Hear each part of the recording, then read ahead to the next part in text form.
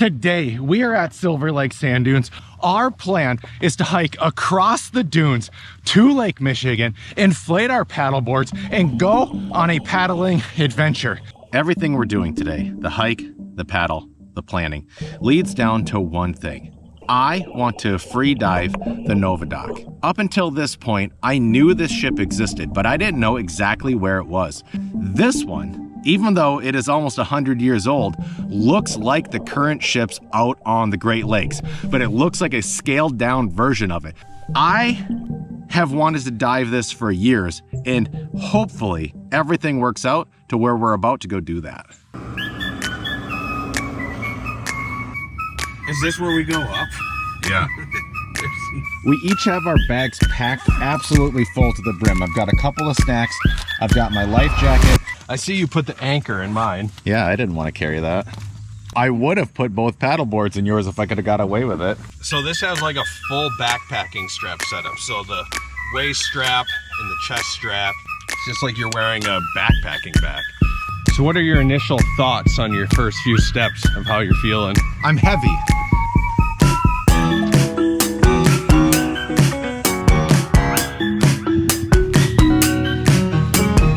This is the most maybe important hike we've done where we needed to be prepared.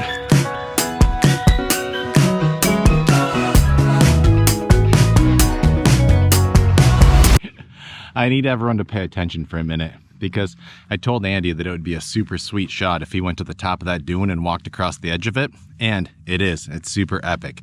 But also, it's funny because I made him climb to the top of that dune for this shot, so please appreciate it. Are we going to the left of that dune? Yeah.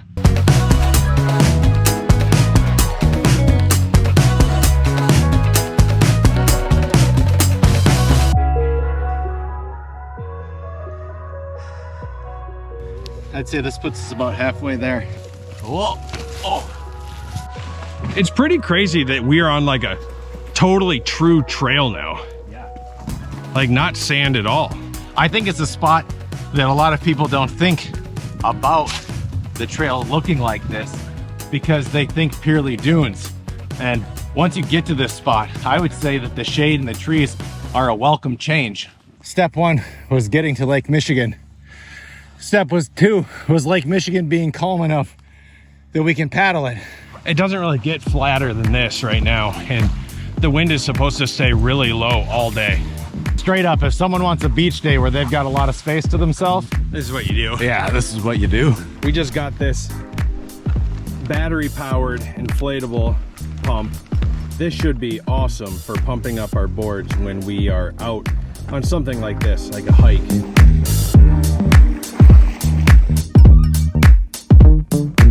This is legit going to be the wildest shipwreck we've ever dove. Now we're in the deepest water we've been in, and it is so easy to see the bottom. Do you want to be the first one to see it, or do you want to be told where it's at? Oh, I want to find it. I kind of want to find it too. There's a feeling when you're looking for it and you haven't found it yet that is spooky because you know it's around you somewhere. Maybe this is a little deeper than we thought. Yeah, this is it. Ah, there it is. It's huge. That right there is the bow, and that's Andy. I think he's at the end somewhere, so it's at least this long. All right, before we get started here though, going under, I'm gonna go ahead and have you give me credit for this weather that I've been watching the forecast. You nailed it. You nailed it. Unreal. All right. Moment of truth.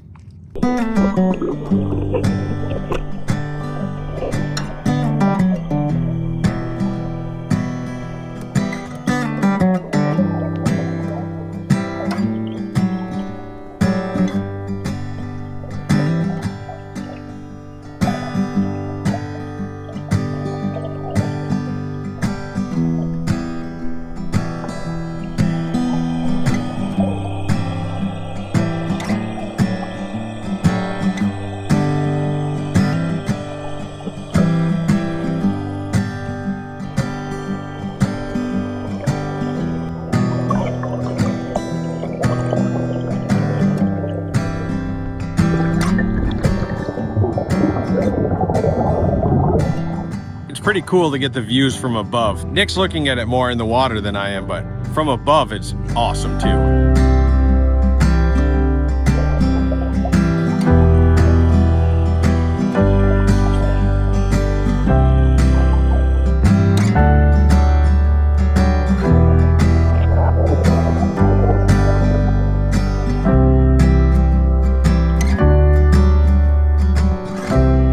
Coolest footage I've ever got.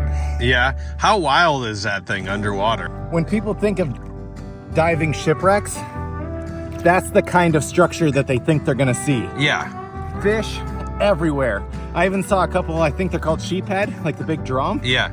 The gears and the ropes that were tied onto it from when it went down. The stern and the bow are both completely out of the sand and structurally still there and sitting on the bottom as if it was sitting on top of the water, but it's sitting on the bottom. So it is just, it's so cool. If you're into this thing at all, it's crazy because Great Lakes has such an awesome maritime history. And to think that we have things like lighthouses that are still navigating the ships like we saw earlier today out on the water, and right here, sitting right in front of the ORV area, we've got pieces of maritime history sitting on the bottom of the lake, mapped out so that we can come here and safely enjoy them. Unreal. This is unreal.